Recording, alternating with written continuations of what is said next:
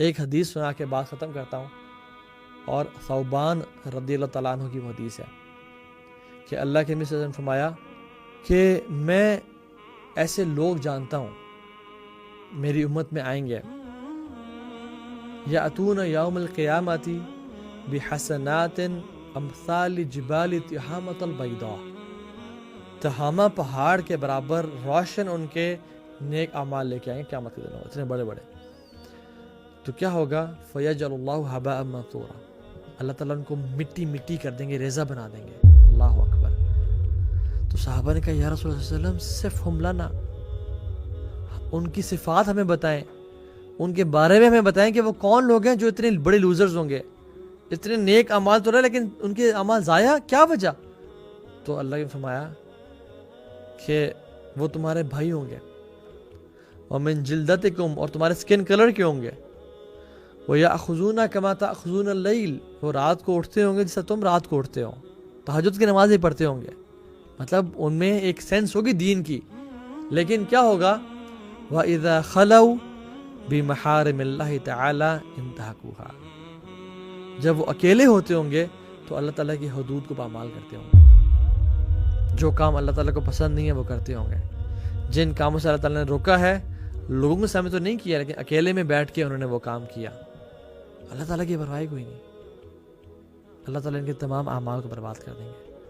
تو اللہ تعالیٰ ان تمام گناہوں سے اللہ تعالیٰ ہمیں بچا لیں اور ہمیں ان لوگوں میں سے بنائیں جو کہ ہر قسم کے گناہ کو معیوب سمجھیں. اور sins should be a taboo, گناہ کو نا پبلکلی نہیں کرنا چاہیے کبھی بھی. اللہ کی نے فرمایا کہ کل امت یدخلون الجنہ الا من ابا، میری پوری امت جنت میں داخل ہوگی ایکسیپٹ جو ریفیوز کر دیں گے کہ ہم نے جنت میں نہیں جانا. صحابہ نے کہا یا رسول اللہ صلی اللہ علیہ وسلم ہم میں سے کون ہے جنت میں جانے سے انکار کر دے؟ کون ہے ہمیں سے؟ فرمایا کہ من اطاعنی دخل الجنہ ومن عصانی فقد ابا، جو میری اطاعت کرے گا وہ جنت میں داخل ہو جائے گا، اور جو میری نافرمانی کرے گا تو as if he has said کہ آئی ڈونٹ وانٹ جنہ.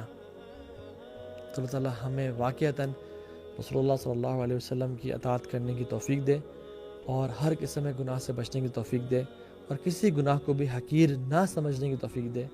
بیکاز لیس صغیرۃ بالاسرار ولیس کبیرۃ بالاستغفار، استغفار سے کبیرہ گناہ کبیرہ نہیں رہتا اور وہ معاف ہو جاتا ہے، اور اصرار کرنے سے صغیرہ گناہ صغیرہ نہیں رہتا، وہ کبیرہ بن جاتا ہے.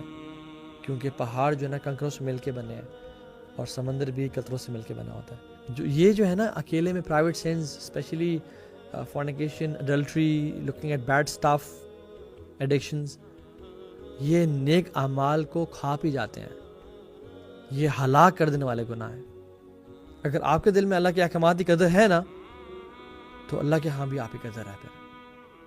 لیکن اگر آپ کے دل میں اللہ تعالیٰ کے احکامات کی قدر نہیں ہے and you take them for granted, اور یار چلو دیکھی جائے گی جگر، یہ تو چلتا رہتا ہے، اصل کام کی طرف آؤ، دین اللہ تعالیٰ کی ہاں بھی آپ کی قدر نہیں ہے. بس یہ دل میں چھان لیں، یہ ٹٹول لیں کہ میرے دل میں اللہ تعالیٰ کے احکامات کی کتنی قدر. اللہ تعالیٰ کہتے ہیں نامحرم کو نہ دیکھو، میں نامحرم کو موبائل پہ دیکھتا ہوں ہی نہیں دیکھتا. اللہ تعالیٰ کہتے ہیں منہ سے گالی نہ بولو، یا گناہ کا کام ماں باپ سے بدتمیزی نہ کرو. میں کتنا یہ کر رہا ہوں. اللہ تعالیٰ کا حکم ہے نماز پڑھو، مردوں کے لیے باجماعت نماز پڑھو. میں عمل کر رہا ہوں یا نہیں کر رہا؟ اگر تو میں کر رہا ہوں دیٹ مینس کہ میرے دل میں اللہ تعالیٰ کی عظمت کی قدر ہے اور اس کے احکامات کی قدر ہے. لیکن اگر میں نہیں کر رہا دس مینس کہ میرے دل میں اس کی قدر نہیں ہے، اور پھر اللہ تعالیٰ کے ہاں بھی میری قدر نہیں ہے.